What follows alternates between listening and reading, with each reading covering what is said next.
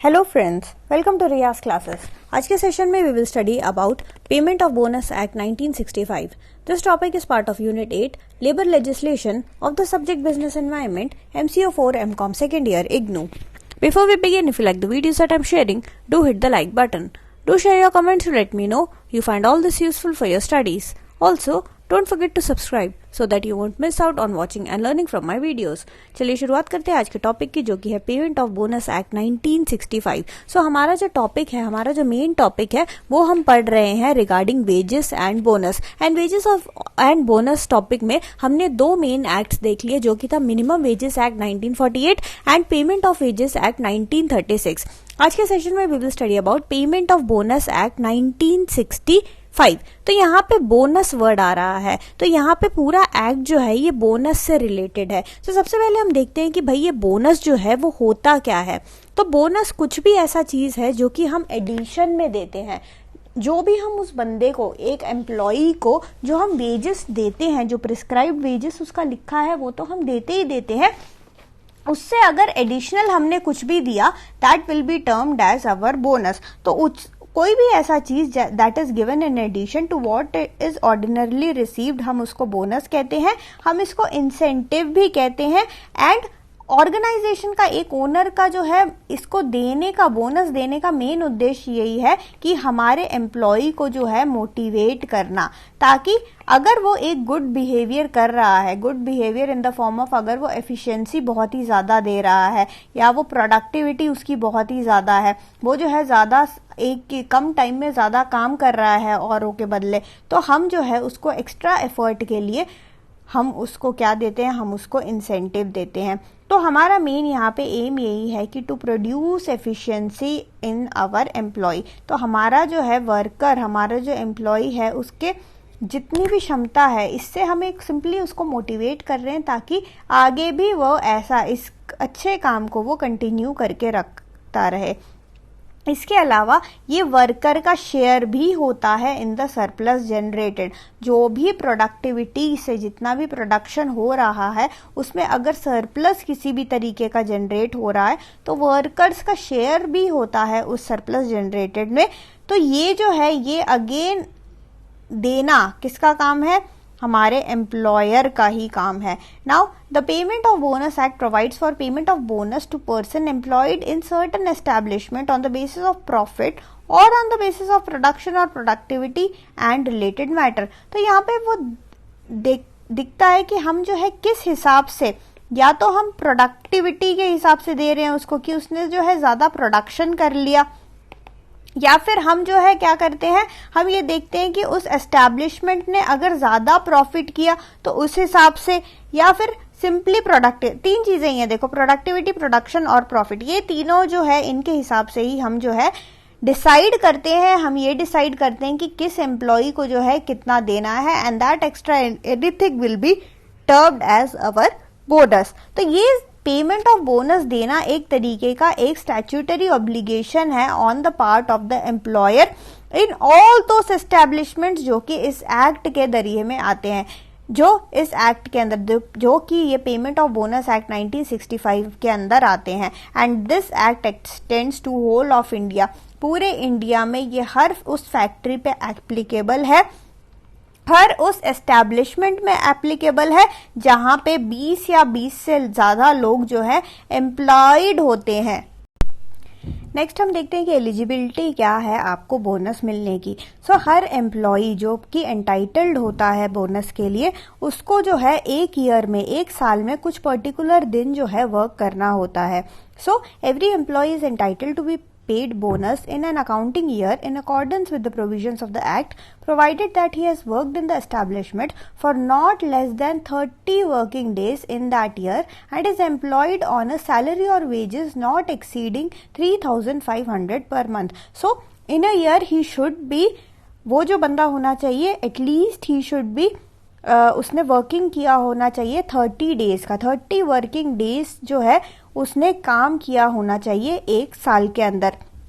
Plus वो जो employed होगा उसका जो वेज रेट होगा it should not increase 3,500 per month. तो 3,500 रुपए पर मंथ से ज्यादा उसकी तनख्वाह नहीं होनी चाहिए। प्लस एक साल में जो है 30 दिन उसको काम करना होना चाहिए। अगर वो काम नहीं करेगा 30 दिन के लिए तो he will not be eligible. So अगर ये दोनों क्राइटेरिया मीट होता है then he will be eligible for bonus. इसके अलावा for calculating the amount of bonus payable salary और wages over and above ₹2,500 per month shall not be taken into account. So जब हम कैलकुलेशन करने जाते हैं तो जितना भी सैलरी रहता है आपका ओवर एंड अबव इतना रुपए 2,500 पर मंथ, इसको हम नहीं लेते अकाउंटिंग में। तो सिंपल एलिजिबल कौन वो लोग होते हैं, आपको बस यही याद रखना है कि वो बंदा साल में, पूरे साल में 30 डेज एटलीस्ट वो काम किया होना चाहिए। प्लस उसका जो तनख्वाह है 3,500 रुपए पर मंथ, उससे ज्यादा बिल्कुल भी नहीं होना चाहिए।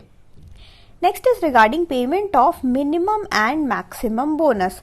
Now, subject to the provisions of the Act, every employer is bound to pay every eligible employee in respect of every accounting year a minimum bonus of 8.33%. So, her employer को अपने employee को कितना प्रतिशत देना होता है, 8.33% जो है वो बोनस देना होता है। And this 8.33% is of their salary और the wages earned by the employ और ₹100 विच एवर इज हायर। तो देखो मिनिमम वो जो है 100 रुपए तो देगा ही एम्प्लॉय को। अगर 8 या तो 100 रुपए देगा वो, या फिर 8.33% ऑफ द सैलरी, जितना भी उसका सैलरी उसका 8.33% जो है वो करके देगा। अगर ये 8.33% कैलकुलेट होके फॉर एग्जांपल 85 रुपीज बनता है तो वो क्या कितना देगा, 100 रुपए देगा ही देगा। सो मिनिमम उस बंदे को बोनस के तौर पे 100 रुपए तो मिलेगा ही मिलेगा। प्लस अगर ये कैलकुलेट करके अगर 200 रुपए आता है तो वो हायर अमाउंट मिलेगा। 100 और 200 में से हायर कौन सा, 200 है। तो हम यहाँ पे जो है हायर अमाउंट जो है उसको एज अ बोनस हम लोग उसको देते हैं। इसके अलावा अब ये तो हमने मिनिमम की बात कर दी। अगर सरप्लस में कुछ होता है ना, अगर जो है जो अमाउंट है बोनस का वो अगर सरप्लस में आता है, if in any accounting year the allocable surplus जितना भी है हमारा वो एक्सीड करता है अमाउंट पेएबल, जो हमारा एलोकेटेड सरप्लस है वो एक्सीड करता है amount of any amount that is payable. Now उस केस में क्या होगा, उस केस में employer has to pay bonus to every employ in proportion to the salary. तो उस केस में हम जो है सैलरी के प्रपोर्शन में जो है या फिर जो वेज है उसके प्रपोर्शन में देंगे हम bonus, subject to maximum of 20% of such salary और वेजेस। वहां पे हमने कैप लगा दिया कि भाई आप 20% तक 20% तक जो है आप उसको दे सकते हो। सो यहाँ पे सिंपली कैप लगा रखा है हायर अमाउंट के लिए। मिनिमम आपको बेसिक पता होना चाहिए कि भाई 8.33% मिलेगा ऑफ द सैलरी, जिसमें भी हम 100 रुपए रखेंगे। 100 रुपए से ज्यादा बनता है तो हम हायर वाला वैल्यू देंगे, 100 रुपए से कम बनता है तो हम उसको एटलीस्ट 100 तो देंगे ही देंगे। Next is regarding set on and set of allocable surplus. Now, when in any accounting year the allocable surplus exceeds the amount of the maximum bonus payable to the employee, the excess shall be subject to a limit of, ये हमने पहले ही देख लिया कि 20% तक होगा। अगर exceed करता है allocable surplus, यहाँ पे वर्ड है allocable surplus, अगर exceed करता है किससे, the amount of maximum bonus payable, कि हमें उस बंदे को एक अमाउंट जो है पे करना है एज अ बोनस। अब ये अमाउंट जो है इफ जो हमने एलोकेबल सरप्लस है अगर वो एक्सीड करता है इस पर्टिकुलर अमाउंट के, तो हम जो है उस एम्प्लॉय को पे करेंगे 20% ऑफ द टोटल सैलरी या वेजेस। नाउ वो भी अगर एक्सीड होता है तो हम क्या करेंगे, वो कैरी फॉरवर्ड होता है। यहाँ पे कैरी फॉरवर्ड जो है इंटरेस्टिंग टर्म है, हम यहाँ पे उसको कैरी फॉरवर्ड करते हैं for being set on in the succeeding accounting year up to the 4th accounting year. तो ऐसा नहीं कि हर साल बस चलता ही रहेगा, ये up to 4th accounting year तक अगर वो कैरी फॉरवर्ड होता है तो हम मैक्सिमम 4th अकाउंटिंग ईयर तक ही इसको कैरी फॉरवर्ड करेंगे।